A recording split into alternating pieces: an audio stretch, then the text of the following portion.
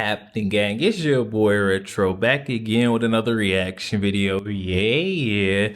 Today we got another huge update. I know you guys could probably already tell it is going down. Just by that title alone, you're definitely going to see this one as we're witnessing another major blow being dealt to the Kamala Harris campaign. This newest update. No, it's bad when the left-wing lunatics, left-wing media outlets are admitted it, guys. I'm excited to get into this. We're not straight into it. Just make sure you guys hit that like button, hit that subscribe button. Before we even get into it, you guys, hit that like button, also hit that subscribe button for your boy. Without further ado, let's jump straight into it, folks. Check this out. He's very battle-tested, very ready, and you can just see that he went to Yale, and he's very intelligent, and he reassured a lot of people, I think. Somebody else. It was in strong control of the facts. He ran the show. This is CNN, guys. Are you see? This is CNN. He remained steady during the whole performance, and I was very impressed with him being very sincere and authentic. He humanized himself and actually looked like a regular guy. Joining us now, pollster and communications strategist Frank Luntz. Those were people that you had polled or were talking to. And I found the last comment really interesting because he humanized himself, indicating how badly he has looked in front of some people with some of the comments he's made. What did you make of humanized himself with some of the bad comments he's made? JD Vance has not done anything. JD Vance literally just came out as Donald Trump's running mate, or was selected as Donald Trump's running mate, his VP choice, and then the left-wing media took that and ran with it, said this guy was a terrible person, said that he was weird, that put this stain on JD Vance's image. Come on now, y'all. Of how Vance did, and then we will get to Walz. Well, I actually want to start, and I apologize to your listeners for this voice, but this is what happens when you do a focus group that doesn't end until an hour after the debate. Our participants had a lot to say. Number one, they loved both candidates. In fact, if they could, they would have reversed the tickets and put Vance and Walz on top and the other two on the bottom. Number two is it gave them faith in democracy. The idea that people could sit down, disagree, and do so civilly. But in terms of Vance, they were shocked that the Vance that they've seen up to this point was not the JD Vance of last night. Measured, thoughtful, emotional, willing to agree with his opponents, not divisive. The language that they used to describe him tells me that he has been misused on the campaign so far, that he would be far better communicating Donald Trump's agenda and vision and purpose than the attack dog kind of strategy that they've been using up to now. I have to tell you, only twice in my career have I had such an overwhelming movement towards one candidate. That's how significant yesterday was. Not that they were critical about Governor Walz, but they were so shocked at how emotive Senator Vance was. By overwhelming majority consensus, 12-2, the Frank Luntz focus group says that JD Vance won the debate fair and square. And so there you have it. Regardless of what Rachel Maddow says, this seems to be the reality. It seems to be the overwhelming majority consensus. JD Vance won. And honestly, I'm really not surprised. You know, I'm not sitting here overly excited for JD Vance's performance because I think the quality of his performance was expected. You know, he didn't do anything spectacular. He just was articulate, well-spoken, focused on the issues, didn't let, you know, those clown moderators distract him or throw him off course. And Tim Walz, well, Tim Walz was frankly just weird. I'm really loving this whole weird thing. Weird. How ironic is it that after months of pointing the finger at JD Vance and calling him weird, this happens? Who's really the weird one? I'd say it's Tim Walz. You know those facial expressions? You weird, buddy. You're weird. Pretty frickin' weird. Saying that you're friends with school shooters? Pretty frickin' weird. So I've become friends with school shooters. I've seen it. Look, the NRA, I was the NRA guy for a long time. They used to. Then, of course, we've got his general mannerisms.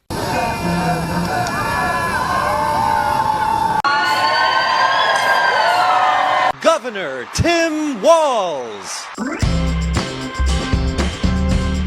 This guy always comes out like he is coming out a WWE entrance, you know, like he is about to come up there and rock this stage. He just up there and does absolutely nothing the entire time. It's actually sad to see. This is who they're putting up. Farley's characters from SNL. Everyone on X keeps posting this video with the caption, Tim Walz entering the debate stage.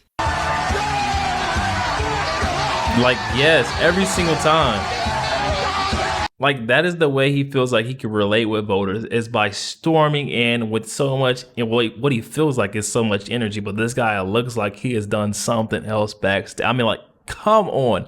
Look at this guy. Because it's true. Tim Walz was kind of a disaster. I mean, he wasn't an explosive train wreck. He didn't totally collapse live on air, but it was definitely this sort of slow motion, collapse or melting. He just wasn't convincing. He didn't do a great job painting a new vision for the nation or defending Kamala Harris. He just kind of sucked, to be honest. And that seems to be the conclusion, not just by voters and focus groups, but even by the left-wing mainstream media at large. There is no doubt in my mind, however Governor Walz did in terms of sincerity, that Vance won this debate.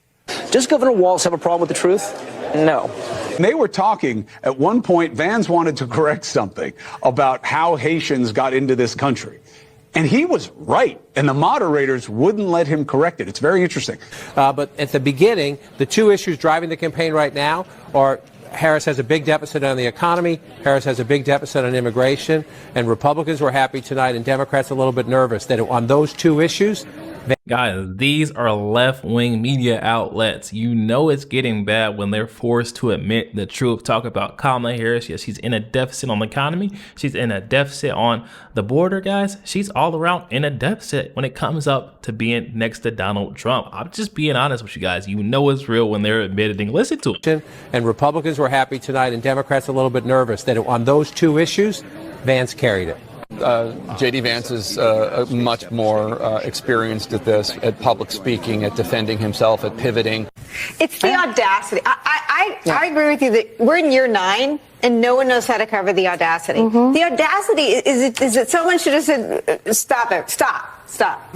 Are you effing kidding me? And they should have dropped that F-bomb, right? I mean, they should have just, this is a debate. This may be the only chance people have to see the difference. J.D. Vance won, and they know it. And I think it was a huge step backwards for the Kamala Harris campaign. And now we're in full meltdown, full copium mode. That's exactly what is going on. And you know how I know that? I know that because now all of a sudden, go on X, pay attention to what's going on in the media, or more of the liberal hive mind as a whole. They're all just pointing to January 6th. This is proof that we're winning. He will be remembered for that final exchange about, did Trump lose the election? And he doesn't answer. His technique is to not answer. It makes him, by the way, the very first vice presidential candidate in history who doesn't know who won the last. Well, I'm going to be voting for Kamala Harris. One of the stark sort of aspects of that debate that really stuck with me was when they were talking about January 6th and how Mike Pence certified the election, and they were wondering if J.D. Vance would certify the election should Trump lose. And, J.D. Vance didn't really give us a definitive answer, and I'm disappointed in that fact. And I don't think that I can trust someone, with my vote if they're not going to respect it. I'm seeing those two clips pop up on my timeline from leftist accounts over and over again. They have nothing else. They have one clip of one guy during a focus group talking about denying the 2020 election results, and that Lawrence O'Donnell clip where essentially they're saying the exact same thing. Oh, J.D. Vance refused to answer a trap question relating to January 6th. Oh no. If the Democrats are going back to J6, it's over. They have nothing else. I mean, talk about beating a dead horse. And what's the idea here? That it should be illegal to question election results? What do I have to do? Play a 25-minute montage of Democrats denying election results? Do I really have to do that again? I don't think so. It's called freedom of speech and thought. These people have nothing, and it's obvious that they've lost. Oh, actually, it's not just the January 6th thing. It's that and the whole fact-checking thing. They keep posting this meme of J.D. Vance getting fact-checked and then responding, I thought we weren't going to fact-check. They're posting this meme over and over again without context. But again, what's the implication here? I don't get it. CBS News said they wouldn't fact-check, then they did. And so he questioned, why are you fact-checking? And then he went ahead and fact-checked the fact-checker. Absolutely mic drop to the point where they had to cut this dude's mic off. I mean, come on. Their memes are so lame, so weak, especially when you've got a cheap fake or cut the context out of what really happened. It's actually sad. I mean, they're grasping for straws at this point, but we'll see on election day. CBS News said they wouldn't fact check, then they did. And so he questioned, why are you fact checking? Then, of course, what makes it even worse is their fact check was wrong. JD Vance was right. Governor, and just to clarify for our viewers, Springfield, Ohio does have a large number of Haitian migrants who have legal status. Temporary protected status. Well, Margaret, but thank you, Senator. We have so much to get to. Margaret, I think it's important because we're going to turn out of the economy. Thank Margaret, you. The rules were that you guys weren't going to fact check, and since you're fact checking me, I think it's important to say what's actually going on. So there's an application called the CBP One app, where you can go on as an illegal migrant, apply for asylum or apply for parole, and be granted legal status at the wave of a Kamala Harris open border wand.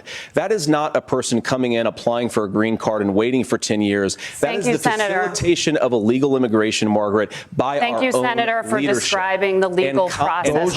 We have so much to get to, Senator. Those laws have been on the books since 1990. Thank you, gentlemen. The CBP One app has not been on the books since 1990. It's something that Kamala Harris. Like, why did they have to, like, right now, that was supposed to be an open back and forth between Tim Walz, JD Vance. This is supposed to be America's time, the voters' time to be able to hear out both candidates, supposed to be able to represent their running mates, but they're cutting mics. I mean, it just doesn't sound like they want us to get to the bottom of it, or where people truly stand at. The CBP One app has not been on the books since 1990. It's something that Kamala Harris created, Margaret. Gentlemen, the audience can't hear you because your mics are cut. I mean, honestly, that might have been the moment where he won the debate. Even going to Frank Luntz's focus group, apparently the one thing they were the most bothered with wasn't JD Vance or Tim Walz, it was the moderators. I mean, are they really trying to spin his interaction with those fake news moderators as negative for the Trump campaign? That's insane. Nicole Wallace accused JD Vance of mansplaining. Like muting powers. And I actually think if you're a woman, that might be the worst moment JD Vance had, because he was going to mansplain right over that mute button. He was, and again, I don't pretend to know how everyone will. Mansplaining. They're using mansplaining as the new term for correcting someone when they're absolutely wrong because they can't own up, admit that they're absolutely false. Everything they're saying, it's ridiculous. Listen to it. That mute button. He was, and again, I don't pretend to know how everyone will react to this. I think that a lot of women in positions of authority that should command respect just by virtue of that dynamic will see themselves in some dude that disrespected them and talked over. I mean, there was a moment like that with then Vice Presidential in the Harris-Pence debate where she's. It's just so ridiculous, but what it is desperation. They're desperately grasping for anything because they lost. Point blank, very simple. I'll just leave it at that. I mean, for Pete's sakes, even CNN's snap poll had JD Vance winning. If a CNN viewer snap poll is even close, well then you know it wasn't even close. Yo, there we have it, guys. That one coming from our friend Liberal Hive Mind. I'll definitely be sure to leave that original video link down in the description box below. For those who want to go over there, check that out. Also, you guys to go over there and show our friend Liberal Hive Mind a bit of love.